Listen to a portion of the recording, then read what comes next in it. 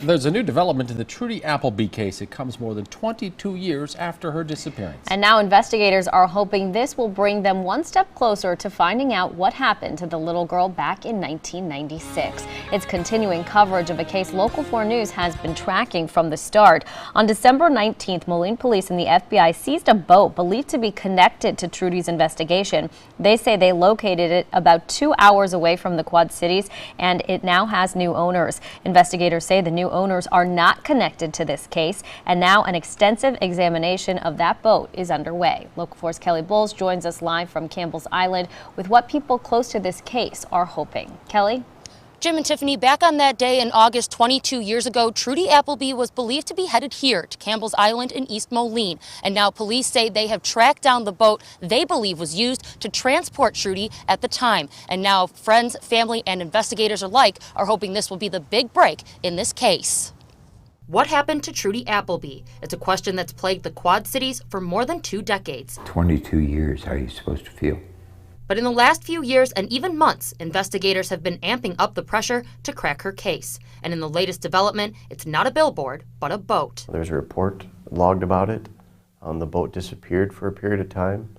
We were able to track that boat down and finally recover it. Detective Mike Griffin is hoping this will finally link them to the family that's been of interest almost from the beginning. They can't handle the pressure that the Quad Cities is putting on them and is going to continue to put on them. They know there's somebody in that family that was it, if not all of them, that know the truth. For more than 22 years, Dennis Appleby has only really wanted one thing.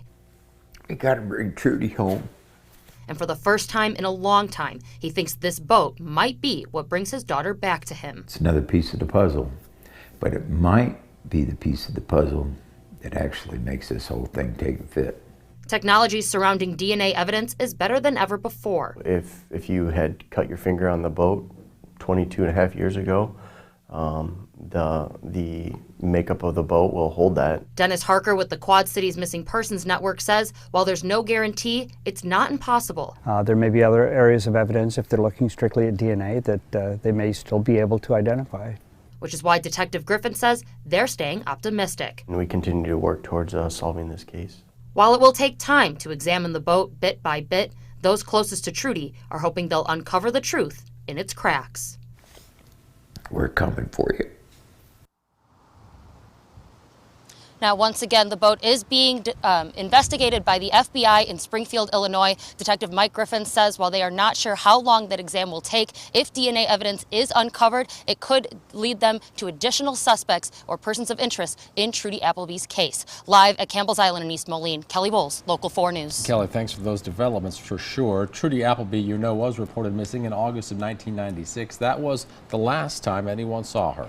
21 years later, in August of 2017, police named a suspect in the case, but that suspect was no longer alive. Police put up billboards last summer hoping to convince anyone who knows something about Appleby's disappearance to come forward.